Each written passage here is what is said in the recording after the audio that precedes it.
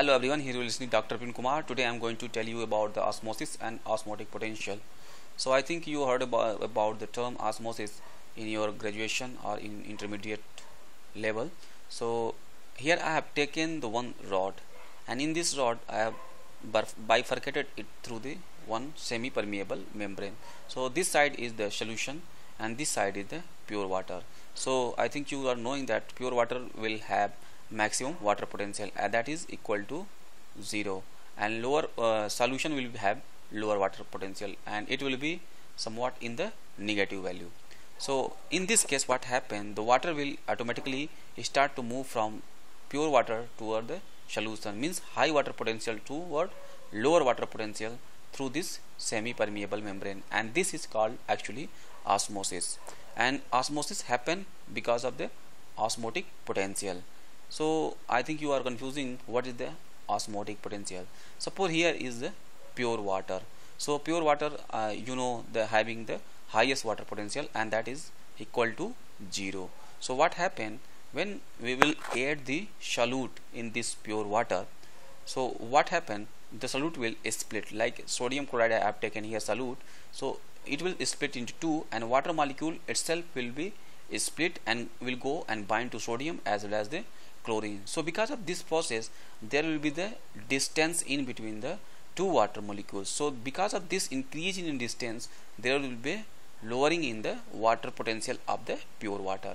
Whenever we will add again and again solute in this pure water, then again osmotic potential will increase. So the water potential of this solution will go down again and again. So how we can determine what is the osmotic potential of a solution? So here I am going to explain you. Here I have already explained you there. Because of the osmosis, you can see here there is a difference in the water table.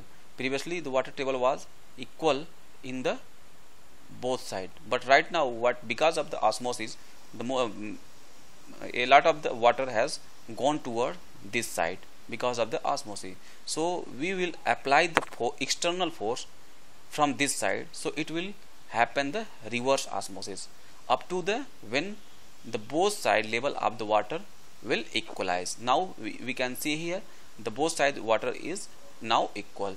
So the amount of the pressure that are needed to equalize the water table in the both side will be your water potential of this solution. Suppose here I have applied 1.5 bar, so it will be the value of the osmotic potential of the solution will be minus 1.5 bar.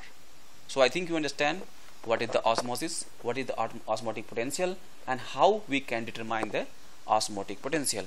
So if you want to share it for benefit of your friends, so you can share it on your Facebook or Twitter, and for more related video in the future you can subscribe me here, and I suggest you please go and put on the notification button on your YouTube, so you will get the notification whenever I will upload any new video related to this.